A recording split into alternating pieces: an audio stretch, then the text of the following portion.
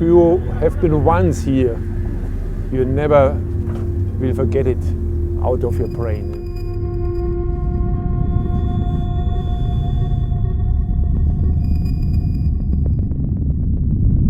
There are many bad accidents every race. And then it's no space for mistakes. Be careful. It's very easy to walk away. Jesus. This is the Nürburgring, one of the world's best known toll roads. I've been invited by Porsche to partake in Sport Auto's perfection training. 2 days of intense training following an instructor, then it'd be time to go solo. If you like cars, there's a few things you should definitely do. You should VMAX your car, learn to drift, and tackle the Nürburgring, which is exactly what we're doing today. I've got a Porsche 911 Carrera S and some kick-ass instructors. I'm a little bit nervous about this one for a few reasons, mostly because it has claimed over a couple of hundred lives. Niki Lauda had an incredibly nasty accident here in 1976.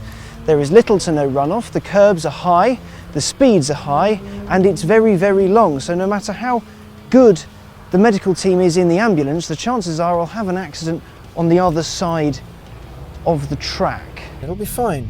Be fine, just take it nice and easy. This is an emergency number. We have just been handed an emergency phone number in case we, die a little bit. Let's go. I'd set myself the task of managing a sub 10-minute lap. An easy task for a Porsche 911, but not for a ring rookie. I'll level with you, I have been practicing this on Forza and Gran Turismo and all that nonsense. I did bring a PSP with me with Gran Turismo Portable loaded onto it to try and learn it. Actually being here, it's such a strange sensation. You feel the lift and the change in G, and if you break the Armco, you have to pay for it. Now you'll have to excuse me not doing my usual looking down at the camera and trying to give you a little bit of detail, but I'm kind of concentrating. Very good.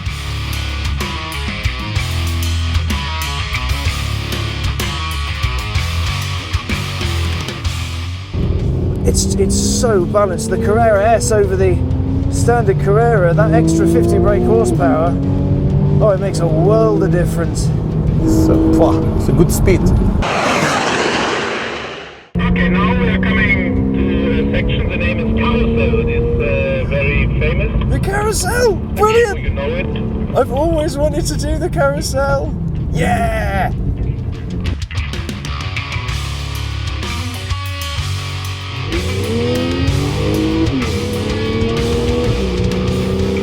This is mad.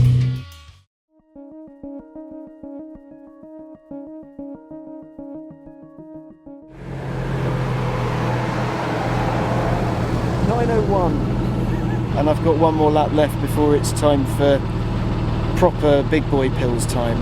It's fear's definitely showing now because I'm getting really nervous about actually having to do it myself.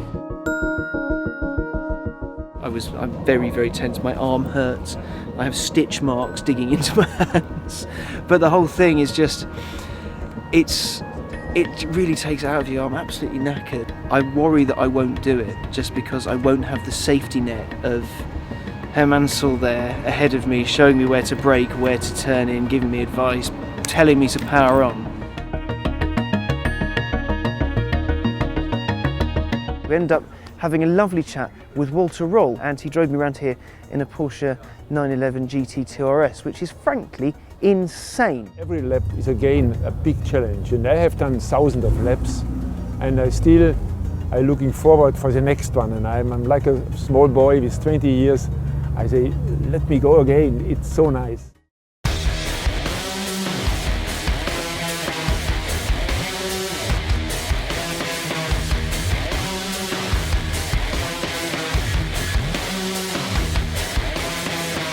Anyway, I'm going to have a go at a flying lap of my own.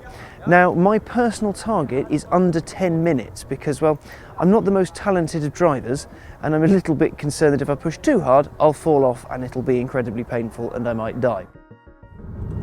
What I like is he have many respect. Many people come to the Nürburgring and they haven't any respect. And that is danger, because this circuit here is so special, is so long, and you need many, many laps and many time to learn it really step by step.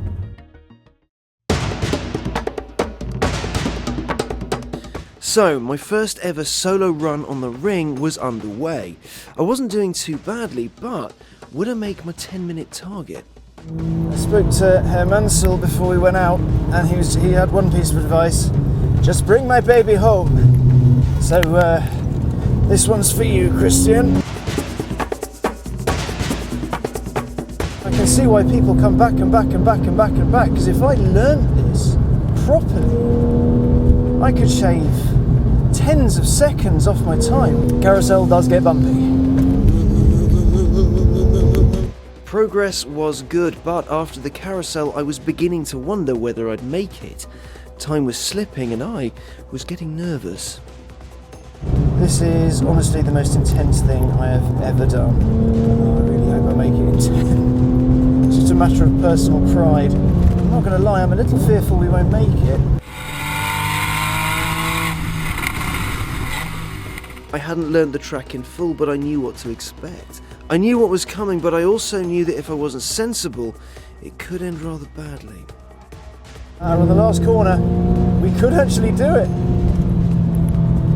It is possible for an idiot with only Gran Turismo experience and a couple of days training to do it in under 10 minutes. We're coming up to the gantry.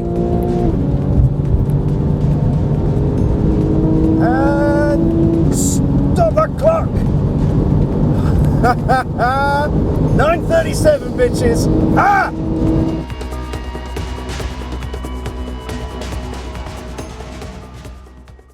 So there we go, I've managed to achieve my under 10-minute lap target. Now, I know that sounds a little bit wussy, but still, for me, it's a massive milestone. And the thing about a track like this is that it shouldn't be about, oh yeah, I've got to beat that guy, I've got to beat that guy. It's about bettering yourself and knowing your limits and understanding it, because the margin for error here is that much.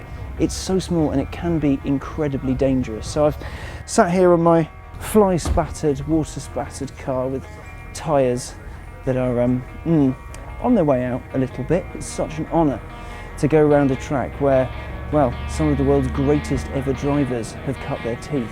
It's genuinely brilliant. Do it.